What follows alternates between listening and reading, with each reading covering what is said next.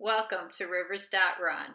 When you open the app, you can just start typing and find your rivers very quickly. When you find the river, just click on it and it's going to expand and give you the river information, the gauges in both CFS and feet, and you can see there's also a link directly into the river on American Whitewater.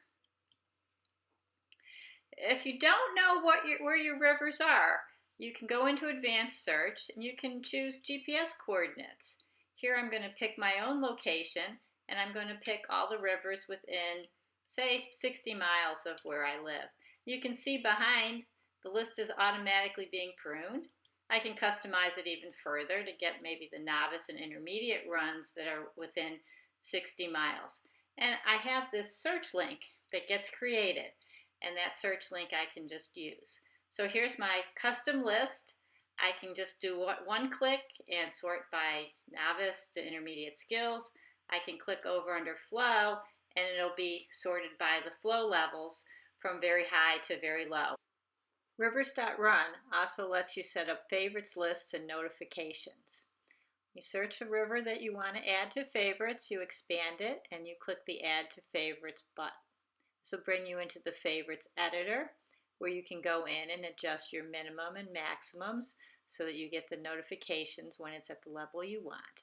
Click and go to your view favorites on Rivers.run and you can see the list and you can sort it and you can expand just like any river list you get. If you go back to the favorites page, I want to show you, you can also set up an account and you can sign in, and that's going to let you use your favorites across any different devices. So here's an example of the emails that I get, which would show me the rivers that are too high and the rivers that are running, and I can link directly into Rivers.run and see those rivers anytime that I want. I can sort those by skill and flow, and every one of these links that are made are all copy and shareable. So I can just send that to a friend.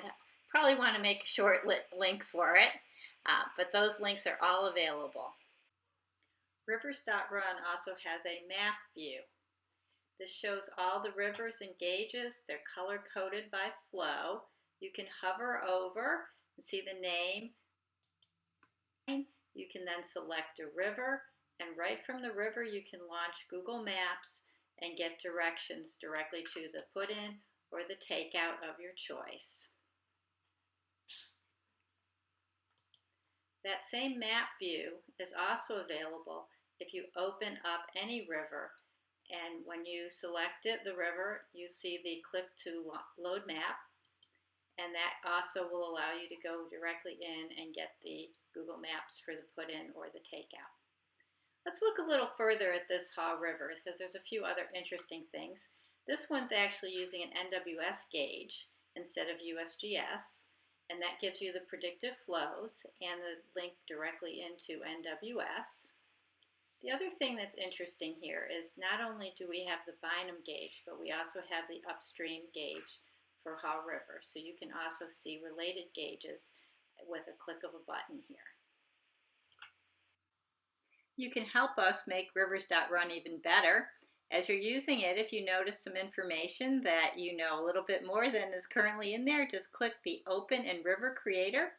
That will bring up the river where you can go ahead and provide updated information to us on put-ins or takeouts or modifying the flow information to make it even better for our color coding.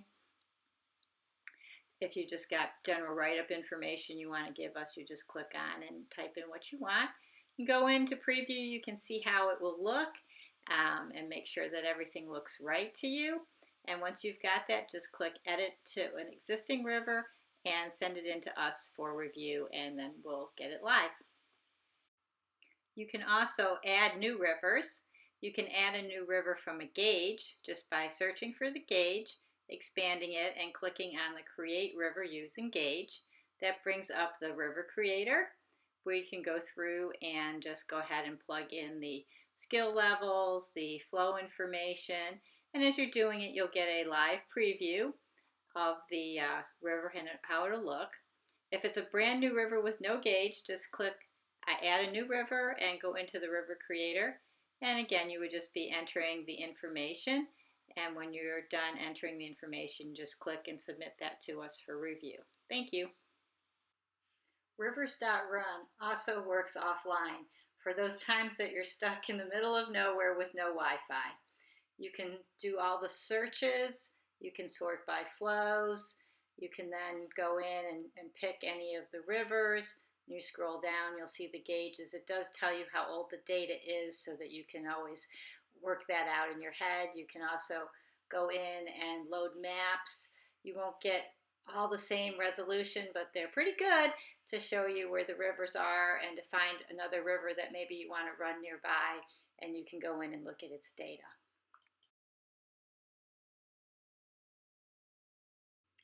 Ask Rivers.run if the French Broad Section 9 is running.